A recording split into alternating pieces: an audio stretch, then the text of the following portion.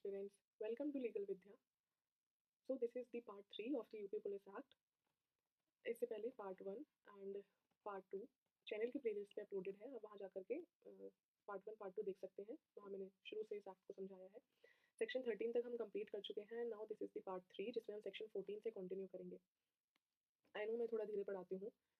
Basically my motive is कि आपको pair act अच्छे से समझ में आने चाहिए, क्योंकि इंडेक्स बेस्ड क्वेश्चंस तो आते ही आते हैं, बट जो अंदर से आपका क्वेश्चन पूछे जाते हैं कि कौन सी अथॉरिटी थी, कितना टाइम पीरियड था, राइट, रिवीजन किया था या रिव्यू किया था, तो वो चीज़ें आपके माइंड में बिठाने के लिए आई ट्राई कि जितना मैं आपको अच्छे से समझा पाऊँ उतना मैं कर सकूँ. So that is why I know that I am at a slow pace, but that is for your benefit only, ताकि आप अच्छे से चीज़ें समझ सकें. So let's continue with section 14.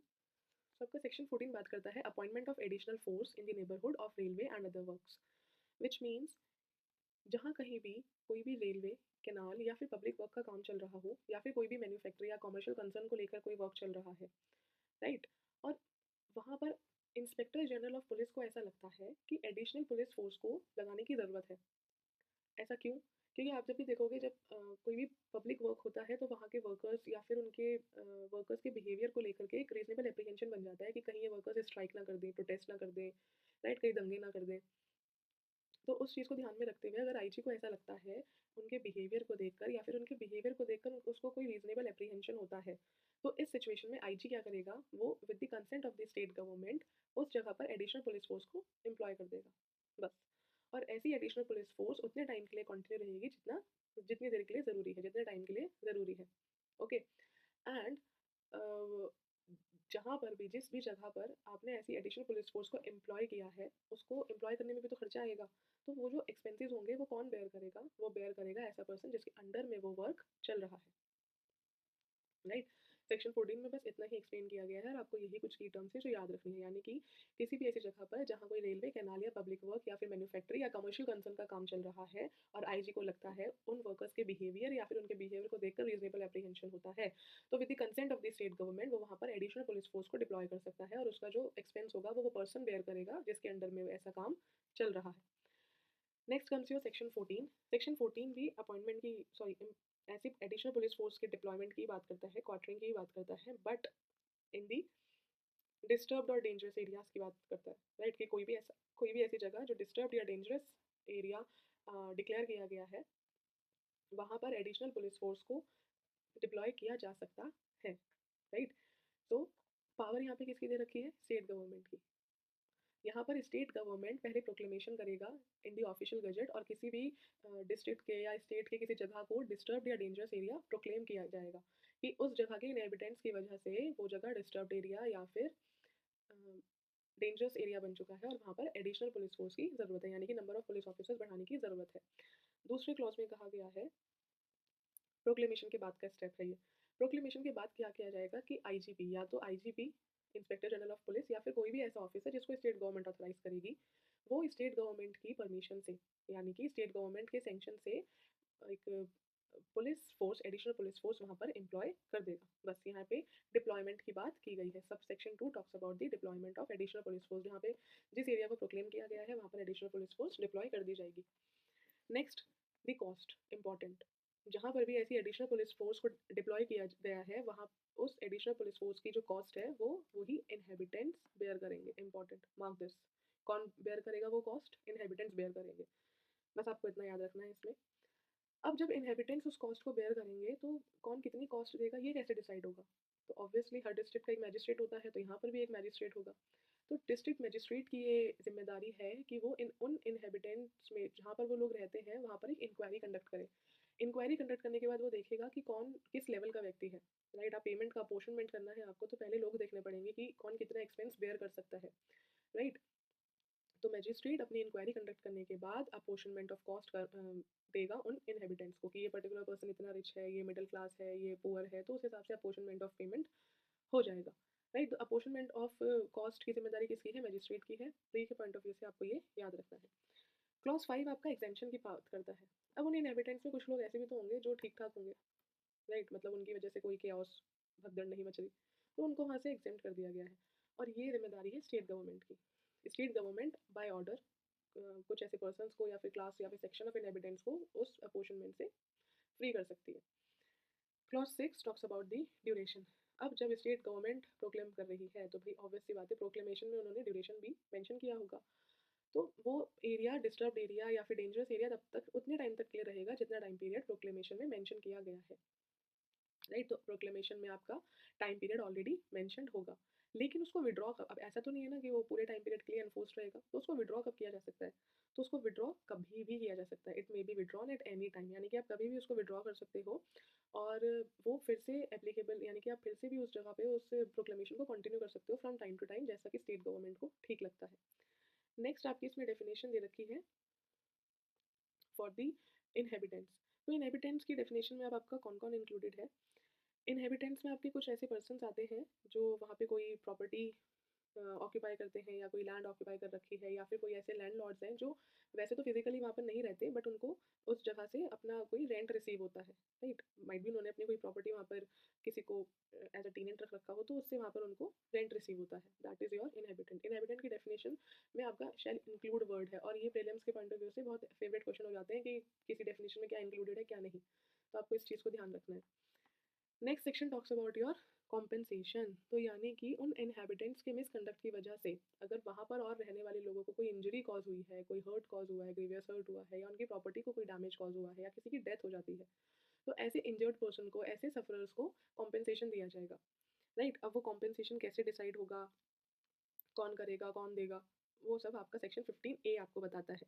तो कोई भी डिस्टर्ब्ड एरिया में, यानी कि जो आपका सेक्शन 15 में आपने कोई भी डिस्टर्ब्ड या डेंजरस एरिया प्रोक्लेम किया गया था और वहाँ पर किसी की डेथ हो जाती है, ग्रीवियस हर्ट हो जाता है, प्रॉपर्टी का लॉस या डैमेज कॉज कर दिया जाता है ऐसे इनहैबिटेंट्स के मिसकंडक्ट की वजह से, तो ये किसी भी पर्सन के लिए लॉफुल होगा, यानी कि कोई भी पर्सन यहाँ पे ऑथोराइज्ड है कि जिसने भी वो सफ़र कॉज किया है ना, जिसको भी इंजरी हुई है ऐसे मिसकंडक्ट की वजह से, वो 1 महीने के अंदर अंदर within 1 month from the date of injury, from the date of injury याद रखिएगा, और such shorter period as may be prescribed, या तो इंजरी के दिन से 1 महीना या फिर ऐसा कोई शॉर्टर पीरियड जो आपका प्रेस्क्राइब पीरियड हो, वो मजिस्ट्रेट को एप्लीकेशन लगाएगा फॉर द कंपेंसेशन, राइट। या तो डिस्ट्रिक्ट मजिस्ट्रेट को या फिर जो हमारा magistrate of the sub division होते हैं उनको वो एप्लीकेशन लगाएगा फॉर द कॉम्पेंसेशन। एप्लीकेशन लगाने के बाद मजिस्ट्रेट की पावर दे रखी है, जब कोई ऐसा इंजर्ड पर्सन एप्लीकेशन लगाएगा तो यहाँ मजिस्ट्रेट की पावर है कि वो with the sanction of the state government inquiry करे, राइट। ऐसी तो नहीं होगा ना कि एप्लीकेशन लगा दी और आपको कंपनसेशन मिल गया, दिस विल नॉट हैपन। तो मजिस्ट्रेट सबसे पहले स्टेट गवर्नमेंट की परमिशन लेगा, उसके बाद वो इंक्वायरी करेगा। इंक्वायरी में वो ये चीज़ नहीं देखेगा कि वहाँ पे एडिशनल पुलिस फोर्स थी या नहीं थी, no, this is immaterial for him. उसे बस इतना देखना है कि कौन इंजर हुआ था, पहले उसको आइडेंटिफाई करना है द इंजर्ड पर्सन, दूसरा उसको अमाउंट ऑफ कंपनसेशन फिक्स करना है कि अच्छा कितनी हैवी इंजरी कॉज हुई, उस हिसाब से वो कंपनसेशन डिसाइड करेगा, और दूसरा वो प्रपोर्शन सेट करेगा कि इनहेबिटेंट्स कितने प्रपोर्शन में वो कंपनसेशन देंगे, दिस इज इम्पॉर्टेंट। इसका एक प्रोवाइजो है, प्रोवाइजो ये कहता है कि मजिस्ट्रेट अपना कोई भी डिक्लेरेशन या असेसमेंट तब तक नहीं देगा जब तक उसकी ओपिनियन में ये चीज़ इंक्वायरी करने के बाद फिट ना हो जाए कि हाँ सही में ऐसी इंजरी किसी राइट या अनलॉफुल असेंबली की वजह से ही हुई थी, और जिस पर्सन को वो इंजरी कॉज हुई है उसमें उसका कोई दोष नहीं था, यानी कि जो इंजर्ड पर्सन है उसका क्लीन हैंड्स आना बहुत इंपॉर्टेंट है, राइट। तो यहाँ पर भी मजिस्ट्रेट पहले अपनी पूरे सेटिस्फेक्शन के लिए इंक्वायरी करेगा, उसके बाद ही अपना कोई डिक्लेरेशन या फिर असेसमेंट सबमिट करेगा। तो इंक्वायरी में वो क्या देखेगा कि येस इंजरी राइट या अनलॉफुल असेंबली की वजह से ही हुई थी, और जिस पर्सन को इंजरी हुई है that person is free from any blame, यानी कि that person is not blame वर्दी। क्लॉज 3 आपकी बात करता है एग्जेम्पशन पावर की, जैसे हम प्रीवियस सेक्शन में भी देख चुके हैं, तो यहाँ पर भी आपका स्टेट गवर्नमेंट के लिए लॉफुल है कि वो एग्जेम्प्ट कर सकता है कुछ पर्सन्स को जो उसको लगता है कि भाई इनकी कोई गलती नहीं थी। ऐसे भी तो कुछ लोग हो सकते हैं ना जो वाकई में ठीक है डिस्टर्बेंस कॉज हुआ बट एक्सेसिव उनका कोई मिस्टेक नहीं था। Sub section 4 very very important, mark this as start, क्योंकि यहाँ पर आपकी रिवीजन की पावर देखने को मिलती है for the very first time. तो मजिस्ट्रेट ने जो भी डिक्लेरेशन या फिर असेसमेंट सबमिट किया है अपना अंडर सबसेक्शन 2, उसका रिवीजन हो सकता है किसके पास, कमिश्नर ऑफ द डिवीजन के पास या फिर स्टेट गवर्नमेंट के पास, इन दोनों को पावर है। और ये ऐसा जो रिवीजन होगा दैट इज फाइनल, यानी कि वो रिवीजन फाइनल होगा, उसका कोई अपील फिर रिव्यू कुछ नहीं हो सकता है, that is final. Clause 5 again important, क्योंकि यहाँ पर आपको सिविल सूट से बार किया गया है, और ऐसा क्यों दिया गया है, क्योंकि ताकि आप डबल रिकवरी ना ले लो, पता लगा आपने यहाँ पे भी कॉम्पनसेशन ले लिया और सिविल सूट डाल के आप वहाँ पर भी पैसे मांग रहे हो, तो डबल पेमेंट या डबल रिकवरी से रोका गया है, तो आप यहाँ पर सिविल सूट नहीं इंस्टीट्यूट कर सकते। इनहेबिटेंट्स की डेफिनेशन, उसका इंक्लूजन वो सेम ही रहेगा, एक्सप्लेनेशन जो हमने सेक्शन 15 में देखा है। Now come to section 16। This is important क्योंकि यहाँ पे आपसे पूछा जा सकता है कि सेक्शन 16 कौन से सेक्शंस पे एप्लीकेबल है। तो आपको सबसे पहले सेक्शन 13, 14, 15 और 15 ए याद रखना है, यानी कि जहाँ पर हम additional police cost, disturbed area police cost और कंपनसेशन की बात कर रहे हैं, उन सेक्शंस पे आपका सेक्शन 16 एप्लीकेबल होता है। वहाँ पर हमने देखा कि वो मनी की रिकवरी के रिगार्डिंग सेक्शंस है। तो जब यहाँ पे मनी की रिकवरी होनी होती है ना, कंपनसेशन देने के लिए या फिर आप मनी रिकवर कर रहे हो या मनी पे करना है आपको, तो उसकी रिकवरी एज़ अ फाइन होगी। ये कोई पनिशमेंट नहीं है, क्रिमिनल पनिशमेंट नहीं है, बट आपने कुछ डिस्टर्बेंस कॉज़ किया है, आपकी वजह से किसी को इंजरी सफ़र करनी पड़ी है, तो आपको उसके लिए फ़ाइन तो देना पड़ेगा। तो ये रिकवरी एज़ अ या तो फ़ाइन होगी या फिर by suit in any competent court होगी। यानी कि उसके पास 2 ऑप्शन है, या तो मजिस्ट्रेट उसको एज़ अ फ़ाइन कलेक्ट कर लेगा और उन लोगों को डिस्ट्रीब्यूट कर देगा, या फिर उसको as a suit in a competent court, यानी कि किसी सिविल सूट में आप उसको एज़ अ सूट डाल के भी रिकवर कर सकते हो। यहाँ पे भी आपका और लिखा है, एंड नहीं लिखा। यानी कि यहाँ पे भी ये डबल रिकवरी को प्रोहिबिट करता है। या तो आप मजिस्ट्रेट से रिकवर करवा लो या फिर आप सिविल सूट डाल दो, आप एक ही चीज़ कर सकते हो। क्लॉज़ 2 आपका रिपील्ड है और क्लॉज़ 3 आपका कहता है, स्पेसिफिकली सेक्शन 15 ए के बारे में बात करता है, क्लॉज़ 3। यानी कि 15 ए में हमने देखा था कि अगर किसी को इंजरी सफ़र करनी पड़ती है तो उसके लिए हमारा पेमेंट ऑफ मनी जो होगा वो उस प्रपोर्शन में दिया जाएगा जो सेक्शन 15 ए में डिसाइडेड है, राइट। वहाँ मजिस्ट्रेट की पावर है, right, कि वो प्रपोर्शन डिसाइड करेगा किसको कितना अमाउंट दिया जाना है, तो उसकी प्रपोर्शन में वो मनी उनको दे दिया जाएगा। Next come to your section 17। This is very important from the prelims point of view, क्योंकि पीवाईक्यू में इसको डायरेक्ट सेक्शन पूछा गया है कि स्पेशल पुलिस ऑफिसर्स कहाँ पर दे रखा है, तो वो आपका सेक्शन 17 में दिया हुआ है। अब इसका ऑब्जेक्टिव समझ लेते हैं कि स्पेशल पुलिस ऑफिसर क्यों और कब अपॉइंट किए जाते हैं। तो किसी भी जगह पर अगर अनलॉफुल असेंबली होने वाली है, ऐसा लगता है कि अनलॉफुल असेंबली होने वाली है या फिर कोई राइट होने वाली है या फिर डिस्टर्बेंस ऑफ पीस होने वाला है या हो चुका है, राइट, या फिर आपको रीजनेबल एप्रीहेंशन है कि ऐसा हो सकता है, मतलब अनलॉफुल असेंबली, राइट और डिस्टर्बेंस ऑफ पीस या तो हो चुका है या फिर आपको रीजनेबल एप्रीहेंशन है कि ऐसा हो सकता है। और उस जगह पर जो पुलिस फ़ोर्स है, वो आपको लगता है कि ऐसी चीज़ को रोकने के लिए, प्रिवेंशन के लिए, यानी कि preventing the peace is not sufficient, यानी कि ब्रीच ऑफ पीस को रोकने के लिए ऐसी पुलिस फ़ोर्स सफिशिएंट नहीं है, आपको और पुलिस फ़ोर्स लगेगी। तो उस सिचुएशन में कोई भी ऐसा police officer who is not below the rank of inspector, prelims का क्वेश्चन है ये, मार्क कर लो इसे। कोई भी ऐसा पुलिस ऑफिसर जो इंस्पेक्टर की रैंक से नीचे का नहीं है, वो अपने नियरेस्ट मजिस्ट्रेट को अप्लाई करेगा, राइट, कि वहाँ जो रहने वाले लोग हैं, रेजिडेंट्स हैं, उनको as special police officers appoint कर दिया जाए ऐसे टाइम पीरियड के लिए और ऐसी जनरल पुलिस डिस्ट्रिक्ट में जहाँ जितना नेसेसरी है, राइट। यानी कि क्या प्राइवेट पर्सन भी एक पुलिस ऑफिसर बन सकता है? तो हाँ, सेक्शन 17 उसको पावर दे रहा है। भाई जब सेक्शन 43 हमारा सीआरपीसी और अब सेक्शन 40 बीएनएस हमें पावर दे रहा है किसी पर्सन को अरेस्ट करने की, प्राइवेट पर्सन को पावर दी गई है ना अरेस्ट करने की, तो सेक्शन 17 के पीछे रहे। तो यस, एक इंडिविजुअल भी स्पेशल पुलिस ऑफिसर अपॉइंट किया जा सकता है कुछ सर्टेन सर्कमस्टांसेस में, और उसके लिए एक ऐसा पुलिस ऑफिसर जो इंस्पेक्टर की रैंक के नीचे का नहीं होगा, वो मजिस्ट्रेट को अप्लाई करेगा कि वहाँ के रेजिडेंट्स को as special police officer appoint कर दिया जाए उतने टाइम पीरियड के लिए जो ज़रूरी है और उतनी लिमिट में, राइट। जो हमारी जनरल पुलिस डिस्ट्रिक्ट है, पूरी पुलिस डिस्ट्रिक्ट के लिए नहीं, उसकी किसी पर्टिकुलर जगह के लिए अपॉइंट किया जाएगा, राइट। एंड मजिस्ट्रेट इस चीज़ को ब्लाइंडली फॉलो करने के लिए लाइबल नहीं है, मतलब ऐसा ज़रूरी नहीं है कि वो करेगा ही करेगा। अगर उसको लगता है कि हाँ ठीक है, सिचुएशन एग्जिस्ट करती है, तो वो उस एप्लीकेशन की कंप्लाइंस करेगा, अदरवाइज वो उसको नहीं कंप्लाई करेगा, right. Section 18 talks about power of special police officers. अब यहाँ पर स्पेशल पुलिस ऑफिसर्स कौन है हमारे, जो हमारे सेक्शन 17 में हमने एम्प्लॉय करे हैं, राइट, वही तो हमारे स्पेशल पुलिस ऑफिसर्स हैं। तो वो जो एक ऑर्डिनरी पुलिस ऑफिसर की जो पावर्स होती हैं उन सभी पावर्स को एक्सरसाइज करेगा। This is section 18, nothing else, right.